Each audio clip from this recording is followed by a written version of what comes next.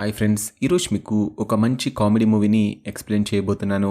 Movie చాలా కామెడీగా బాగుంటుంది. లాస్ట్ వరకు చూడండి. ఎందుకంటే మన హీరో ఒక్క అమ్మాయినే కాదు, చాలా మంది అమ్మాయిలను అయితే పెళ్లి చేసుకుంటాడు. ఆ తర్వాత మళ్ళీ వెంటనే డివర్స్ అయితే అడుగుతాడు. అసలు హీరో లైఫ్ లో ఏం జరిగింది, హీరో ఎందుకు అలా చేశాడో చూద్దాం. అంతకంటే ముందు మీరు మన ఛానల్ ని ఇంకా సబ్స్క్రైబ్ చేసుకోలేదా, వెంటనే చేసుకోండి. ఇలాంటి మరిన్ని మూవీస్ ని మీకోసం తీసుకొస్తాను కదా. ఇక లేట్ చేయకుండా స్టోరీ విందాం పదండి. మూవీ స్టార్ట్ అవ్వగానే భోపాల్లో ఉన్న మన హీరో మోహన్ శర్మని చూపిస్తారు. మనోడికి ఒక పెద్ద రెస్టారెంట్ ఉంటుంది, చేతిలో చాలా డబ్బు, లైఫ్ ఫుల్ సెటిల్డ్ అన్నమాట. కానీ మనిషి అన్నాక ఏదో ఒక బాధ అయితే ఉండాలి కదా. మనోడికి ఉన్న ఏకైక బాధ ఏంటంటే ప్రేమ. మోహన్ సానియా మిర్జా అనే అమ్మాయిని చాలా ప్రేమిస్తుంటాడు. ఇక్కడ అసలు సమస్య ఏంటంటే మోహన్ ఏమో పక్కా హిందువు, సానియా ఏమో ముస్లిం. ఇద్దరు ఒకరంటే ఒకరికి చాలా ఇష్టం, చచ్చేంత ప్రేమ ఉంటుంది. వాళ్ళ ఇళ్లలో మాత్రం ఈ మతం గొడవల వల్ల అసలు ఒప్పుకోరు. మా కులం వేరు, మీ మతం వేరు, ఈ పెళ్లి జరగదుగాక జరగదు అని పెద్దవాళ్ళు తేల్చి చెప్పేస్తారు. ఇక వాళ్ళ పేరెంట్స్ యాక్సెప్ట్ చేయలేదు కాబట్టి వెంటనే ఒక స్వామీజీ దగ్గరికి వెళ్లి, స్వామీజీ మేమిద్దరం పెళ్లి చేసుకోవాలనుకుంటున్నాము, కానీ తనేమో ముస్లిం, నేను హిందూ అని చెప్తాడు. అప్పుడు స్వామీజీ సానియాతో మాట్లాడుతూ మీ పెళ్లి అస్సలు జరగదని చెప్తూ నువ్వు మోహన్ని మర్చిపోతావని చెప్తాడు. అయినా కూడా సానియా స్వామీజీ చెప్పే మాటలు అస్సలు నమ్మదు. అలా ఎలా జరుగుతుంది, మేమిద్దరం చాలా ప్రేమించుకుంటున్నాం కదా, పెళ్లి కూడా చేసుకోవాలనుకుంటున్నాము, మా ఇద్దరిని ఎవరూ విడిదేలేరని చెప్పి ఇద్దరు కలిసి కోర్టు మ్యారేజ్ చేసుకుందామని డిసైడ్ అవుతారు. ఆ ముచ్చట తీర్చుకోవడానికి కోర్టుకి వస్తారు. అక్కడ పెళ్లి జరగాలంటే సాక్షులు కావాలి కదా. అందుకే మోహన్ తన ఫ్రెండ్ హబ్బీగాడిని పిలిచి, రే సాక్షి సంతకాలు పెట్టడానికి కొంచెం బాగా బలిసిన వాళ్ళని తీసుకొని రారా, చూడగానే ట్రస్ట్ రావాలి, అలాంటి వాళ్ళని తీసుకురారా అని చెప్తాడు. కానీ మన హబ్బీగాడు ఏం చేస్తాడు తెలుసా, సిగ్నల్ దగ్గర ఉండే బిచ్చగాలని, దారినపోయే వాళ్ళని తీసుకొని వస్తాడు. వాళ్ళని చూడగానే మోహన్ గాడికి ఫ్యూజులు ఎగిరిపోతాయి. రే నీకు వేరే వాళ్ళు ఎవరు దొరకలేదారా, వీళ్ళేంట్రా మరి ఇలా ఉన్నారు అని తల పట్టుకుంటాడు. అసలు విషయం ఏంటంటే వీళ్ళు ఇలా పారిపోయి పెళ్లి చేసుకోవడానికి ట్రై చేయడం ఇది మొదటిసారేం కాదు. ఇంతకు ముందు కూడా చాలా సార్లు ట్రై చేసి ఉన్నారు. కానీ ప్రతిసారి వాళ్ళ ఫ్యామిలీ మెంబర్స్ ఎక్కడి నుంచి వాసన పసిగట్టి ఊడిపడుతో తెలియదు, అలా వచ్చి పెళ్లి చెడగొట్టేస్తుంటారు. ఈసారి కూడా మనకి బ్యాడ్ లక్ ఉన్నట్టుంది. కరెక్ట్ గా పెళ్లి జరిగే టైంకి మోహన్ వాళ్ళ నాన్న, సానియా వాళ్ళ నాన్న వచ్చి ఊడిపడతారు. మోహన్ వాళ్ళ నాన్న వచ్చి, రే మోహన్ నీకు సిగ్గు ఎగ్గు ఏమైనా ఉందారా, నీ పెళ్లి ఆల్రెడీ ఫిక్స్ అయిపోయింది, ఇంకో 2 రోజుల్లో మీరా అనే అమ్మాయితో నీ పెళ్లి ముహూర్తాలు కూడా పెట్టేశామని బాంబు పేలుస్తాడు. మోహన్ ఏమో నేను సానియాని తప్ప ఎవరిని చేసుకోను, మీరా వద్దు ఎవరు వద్దు అని మొండుకేస్తాడు. కానీ ఇటు పక్క సానియా వాళ్ళ నాన్న కూడా తక్కువేం తినలేదు. నువ్వు మోహన్ ని పెళ్లి చేసుకుంటే అదే ముహూర్తానికి నేను ఇక్కడే విషం తాగి చేస్తానని కూతుర్ని ఎమోషనల్ బ్లాక్మెయిల్ చేస్తాడు. అంతేకాకుండా నీ నిహాగ్ ఆల్రెడీ మెహమూద్ అనే వాడితో ఫిక్స్ అయింది, 2 రోజుల్లో పెళ్లి అని చెప్పి సానియాని లాక్కెళ్ళిపోతాడు. పాపం ప్రేమ పక్షులు అలా విడిపోతాయి. సీన్ కట్ చేస్తే నెక్స్ట్ డే మోహన్ ఎలాగైనా సానియా వాళ్ళ నాన్నని ఒప్పించాలని డైరెక్ట్ గా వెళ్లి కలుస్తాడు. అంకుల్ మీ అమ్మాయి అంటే నాకు చాలా ప్రాణం, తన కోసం నేను మతం కూడా మార్చుకుంటాను, అవసరమైతే నా పేరు కూడా మార్చుకుంటాను, ప్లీజ్ అంకుల్ అని కాళ్ళ వేళ పడతాడు.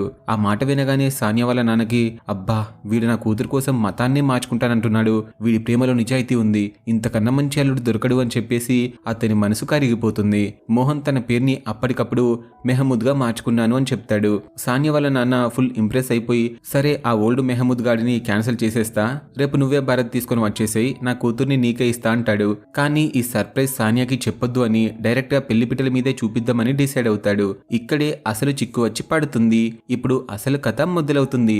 నెక్స్ట్ డే మెహమూద్, అదే సానియాతో మొదట పెళ్లి ఫిక్స్ అయిన వాడు, భరత్ తీసుకొని సానియా ఇంటికి వస్తాడు.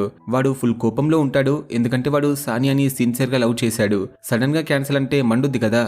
కానీ మన మోహన్ మాత్రం చాలా హ్యాపీగా ఫీల్ అవుతూ సానియా నా సొంతమైపోతుంది అనే ఆనందంలో వెళ్లి పెళ్లి పిట్టల మీద కూర్చుంటాడు. నిహాక్ అయిపోయాక మోహన్ ఎంతో ఆశగా తన భార్య సానియా మొహం చూద్దామని ఆ ముసుగు తీస్తాడంతే. వాడికి మైండ్ బ్లాక్ అయిపోతుంది, గుండె ఆగినంత పనవుతుంది. ఎందుకంటే ఆ అమ్మాయి సానియా కాదు, వేరెవరో కొత్త అమ్మాయి. మోహన్ గాడు షాక్ అయి, ఇదేందయ్యా ఇది నేనెప్పుడు చూడలే, ఇదేం మోసం, నా సానియా ఏది, ఈ అమ్మాయి ఎవరు అని అరుస్తుంటాడు. అప్పుడు తెలుస్తుంది సానియాకి మెహమూద్ గాడితో పెళ్లి ఇష్టం లేక ఇంట్లో నుంచి పారిపోయి ఆ పెళ్లి పిట్టల మీద తన ప్లేస్ లో తన ఫ్రెండ్ రూహిని కూర్చోబెట్టిందని. సో అలా మన యంగ్ బాయ్ మోహన్ కి ఫస్ట్ టైం రూహితో పెళ్లైపోతుందన్నమాట. రూహిని తీసుకొచ్చి కూర్చోబెట్టడం సానియా వేసిన ప్లాన్ అని తెలియక మనోడు బలైపోయాడు.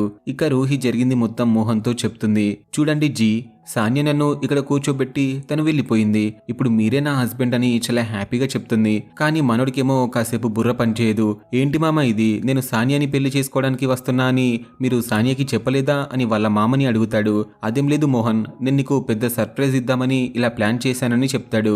అవునా సర్లే, నేనంత ఫీల్ అవ్వనులే అని చెప్పి రూహి దగ్గరికి వెళ్ళి దండం పెడుతూ, రూహి మేడం మిమ్మల్ని చూడలేదు, తప్పంతా నాదే, ఇప్పుడు నాకు తలాక్ ఇవ్వమని అడుగుతాడు. కానీ తను చాలా బాధపడుతూ, ఇప్పటికీ నాకు 2 సార్లు తలాక్ అయింది, సో మీకు తలాక్ ఇవ్వలేను, దానికంటే నేను చనిపోవడం బెటర్ అని చెప్పి రైల్వే ట్రాక్ మీదకి వెళ్ళి చావాలనుకుంటుంది. మోహన్ కాసేపు ఆలోచించి రూహి అని గట్టిగా పిలిచి నా దగ్గరికి వచ్చి అని చెప్తాడు. దాంతో తను అని ఒక రేంజ్ లో పరిగెత్తుకుంటూ వచ్చి మోహన్ని అప్ చేసుకుంటుంది.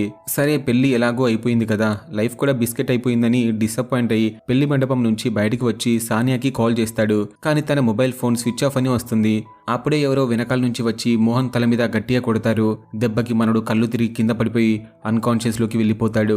తీరా చూస్తే ఆ పని చేసింది ఎవరో కాదు, మోహన్ వాళ్ళ సొంతింటి వాళ్ళే, అంటే వాళ్ళ అమ్మ నాన్న పేరెంట్స్. మోహన్ కాన్షియస్ లో ఉంటే ఆ మీరాని పెళ్లి చేసుకోవడానికి తెలిసి వాడు కాన్షియస్ లో లేని టైంలోనే ఆ మత్తులో మీరాతో పెళ్లి జరిపించేస్తారు. మరుసటి రోజు పొద్దున్నే లేచి చూస్తే పక్కన మీరా ఉంటుంది. మోహన్ కి ఏం అర్థం కాదు. మీరా ఎందుకు నా పక్కన ఉంది అని బుర్ర గోక్కుంటాడు. అప్పుడు వాళ్ళ ఇంట్లో వాళ్ళు నైట్ జరిగింది మొత్తం చెప్పేస్తారు. రాత్రి నీకు పెళ్ళైందిరా బాబు, ఈమె నీ భార్య మీరా అని. అలా మన మోహన్ కి తెలియకుండానే ఒకే రోజు రెండో పెళ్లి కూడా జరిగిపోయింది. ఇప్పుడు మోహన్ కి 2 పిల్లలన్నమాట. ఒకరు రూహి అయితే ఇంకొకరు మీరా. ఇక మోహన్ మీరా దగ్గరికి వెళ్ళి, చూడు మీరా, నాకు తెలియకుండా నీతో పెళ్లి చేశారు, నీ దారి నువ్వు చూసుకో, నా దారి నేను చూసుకుంటానని చెప్తాడు. అయ్యో రామా, అలా అంటారేంటండి, మీరు నా భర్త, నాకు మీరంటే చాలా ఇష్టం, మిమ్మల్ని వదిలేసి నేను వెళ్ళనని చెప్తుంది. అవునా మీరా, ఈ ఒక్క జన్మలో నన్ను వదిలిపెట్టు ప్లీజ్, వచ్చే జన్మలో ప్లేస్ ఉంటే నేను పెళ్లి చేసుకోవడానికి ఆలోచిస్తానని చెప్తాడు. దాంతో మీరా చాలా బాధపడుతూ, మీరు నన్ను భార్యగా అంగీకరించకపోతే రైల్వే ట్రాక్ మీదకి వెళ్ళి చచ్చిపోతానని చెప్తుంది. ఆల్రెడీ ఇంట్లో నుండి వెళ్ళిపోతూ ఉండగా మోహన్ పిలిచి, సరే నా మనసులో చూడిస్తాలే, చచ్చిపోకని చెప్తాడు. దాంతో తను పరిగెత్తుకుంటూ మళ్ళీ లా లా లా లా లా లా లా లా లా లా అని మోహన్ దగ్గరికి వచ్చి అక్ చేసుకుంటుంది. ఇదంతా ఇలా తగలడితే మరుసటి రోజే మోహన్ కి సానియా నుంచి ఫోన్ కాల్ వస్తుంది.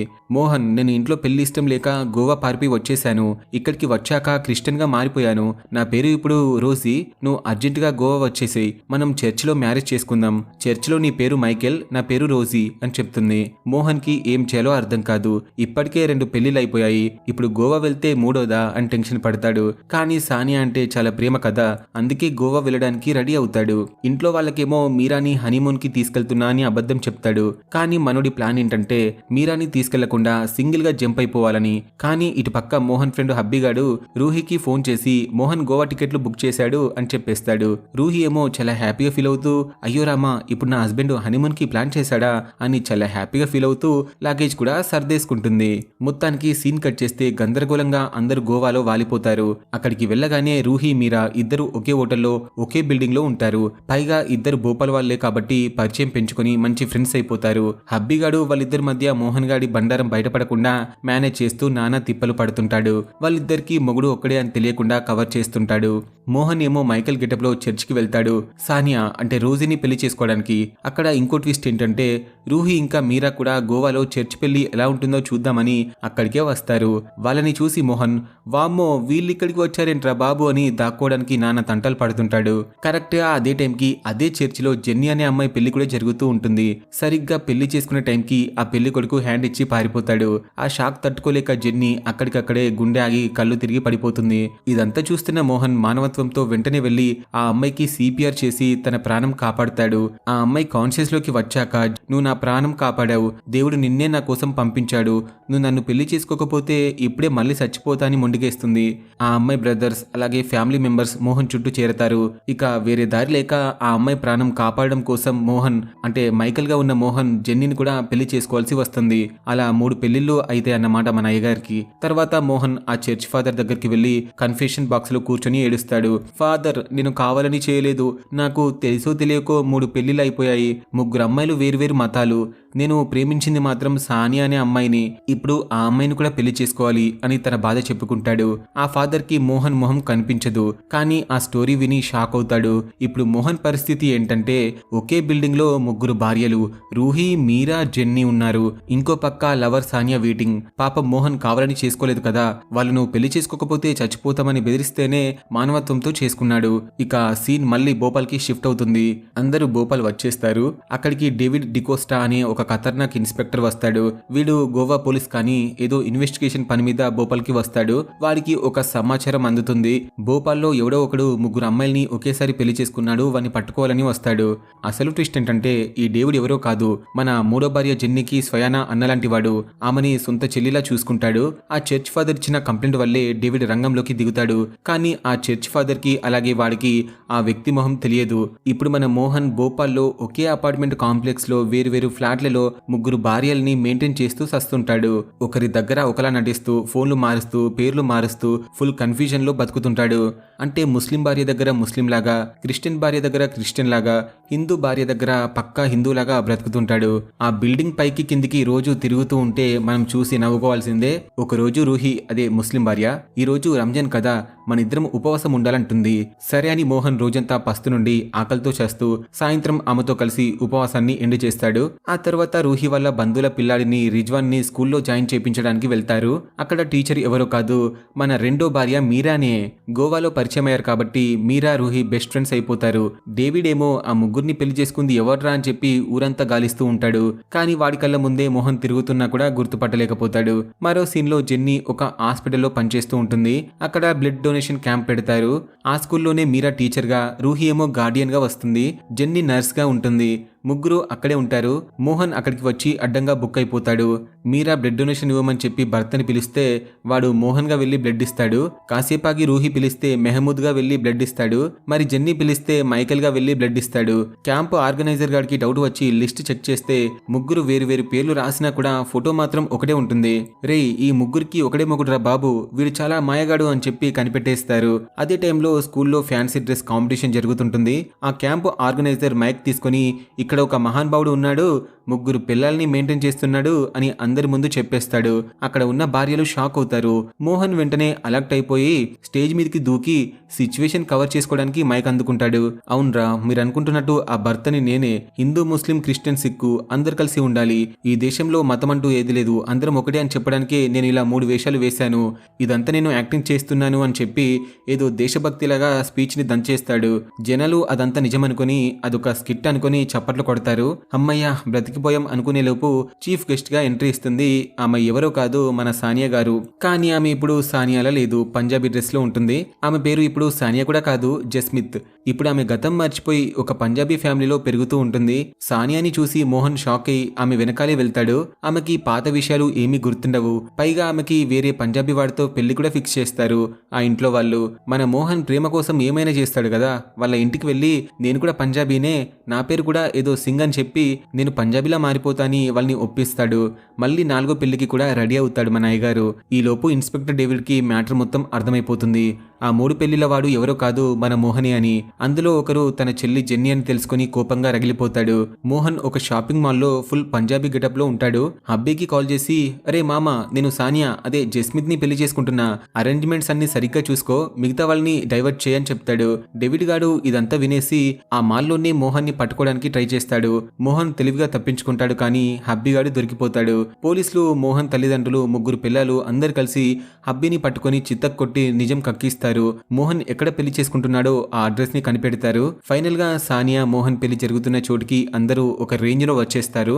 మోహన్ వాళ్ళ నాన్న, అమ్మ, పిల్లలు అందరూ వాడిని నిలదీస్తారు.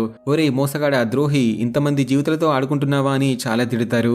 అప్పుడు హబ్బీగాడు ఎమోషనల్ గా ఎంట్రీ ఇచ్చి ఒక స్పీచ్ ఇస్తాడు. ఒరే ఆపండ్రా, ఒకసారి వాడు ఎందుకు చేశాడో ఆలోచించారా? వాడు సరదాకి చేసుకున్నాడా ఏంటి పెళ్లిళ్ళు? రూహి విషం తాగుతా అంటే ప్రాణం కాపాడడానికి చేసుకున్నాడు.